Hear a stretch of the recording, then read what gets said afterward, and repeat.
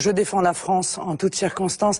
Est-ce que vous ne croyez pas que vous avez, vous, une part de responsabilité dans la haine qui se développe chez un certain nombre de jeunes à l'égard de la France? Quand vous allez en Algérie pour accuser la France de crimes contre l'humanité, crime contre l'humanité, c'est-à-dire le crime le plus grave qui puisse exister, vous êtes allé, vous qui voulez être président de la République, en Algérie, à l'étranger donc, pour aller dire la France a commis un crime contre l'humanité.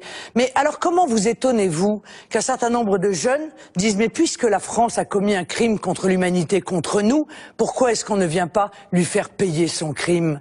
Est-ce que vous ne croyez pas que vous avez une responsabilité considérable lorsque vous tenez ce genre de propos sur la haine qu'ont un certain nombre de jeunes à l'égard du pays où ils vivent, ou même à l'égard, pour certains, du pays dont ils ont la nationalité? Et vos propositions, Marine Le Pen, sur justement la lutte contre la radicalisation des plus jeunes Français?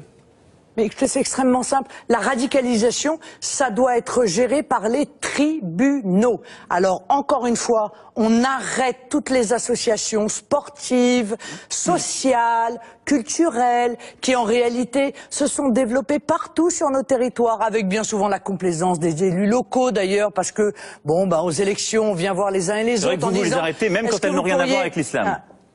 Non, monsieur... Eh oui, c'est souvent ça, c'est triste. Oui, d'accord.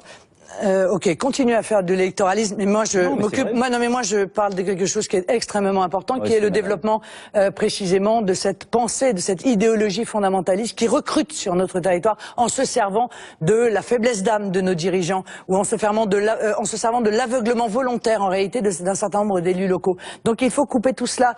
Il y a un nombre inouï, vous savez, d'associations sportives dans lequel il y a des revendications religieuses qui sont inadmissibles et tout le monde ferme les yeux. Il y a maintenant dans les entreprises, et c'est un peu grâce à vous, monsieur Macron, ou plutôt à cause de vous. Oui, puisque avec la loi El Khomri, en l'occurrence, eh bien, vous interdisez aux chefs d'entreprise de pouvoir éviter les revendications communautaristes et les exigences religieuses au sein de l'entreprise. Donc toutes ces lois-là, toutes ces petites lâchetés, tous ces reculs, tous ces aménagements raisonnables, direz-vous, totalement déraisonnables, je dirais moi, avec cet islam radical, eh bien nous sommes en train de le payer et de le payer très cher.